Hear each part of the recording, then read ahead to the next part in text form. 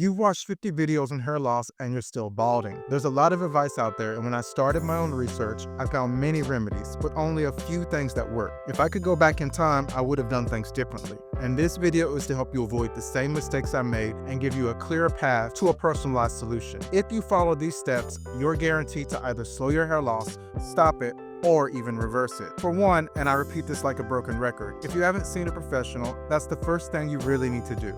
If you can't afford one or you're a procrastinator, you're going to waste your time on treatments that might not benefit you because you're not addressing the root problem. If you're in a university, you should have some sort of health care through the school. If you live with your parents, I urge you to come forward with your concerns instead of suffering in silence. If you're on your own with a little time, you can save for individual testing for the most common causes of hair loss, those being nutrient and hormone level.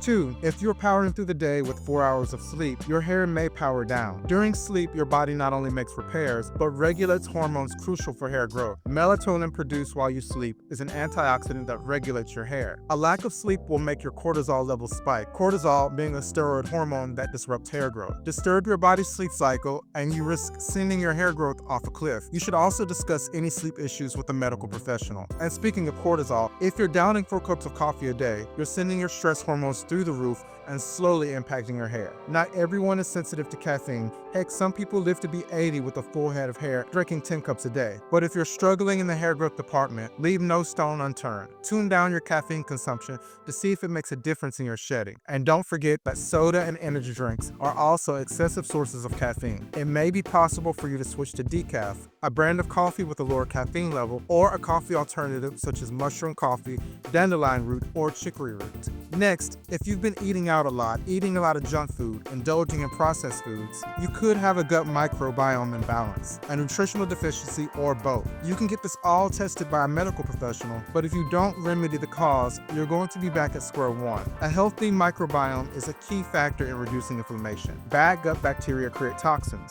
These toxins then trigger your immune system to attack your body, and that can include your hair follicles. You can address it directly without spending a lot of cash by occasionally eating fermented foods such as sauerkraut, kimchi, or plain yogurt. You can also take a probiotic, but this isn't as natural as getting it from your food. And don't forget to eat fiber and cut back on your sugar. Too much sugar can feed the bad bacteria as well as yeast. Finally, do you have a hallway bully that gives you daily anxiety? Maybe you're a chronic procrastinator, putting off important assignments until the last minute. Or just maybe you're an overachiever who thinks pushing your time, body, and energy to the limit will get you ahead in life. And yes, you may accomplish many things by being a workaholic, but at what cost? High stress pushes hair follicles into a resting phase. This phase can last for months, meaning that chronic stress can halt your hair growth indefinitely. White blood cells also attack hair follicles during times of extreme stress, though this is commonly called alopecia areata as opposed to hormonal hair loss, which is androgenetic alopecia.